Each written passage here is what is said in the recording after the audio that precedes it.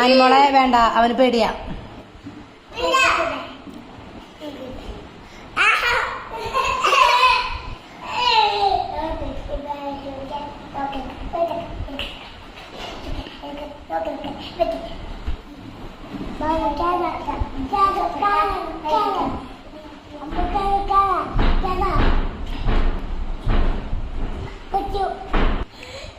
എന്തേടി തോക്കെടുത്തവന് വെടിയേക്കണില്ലേ?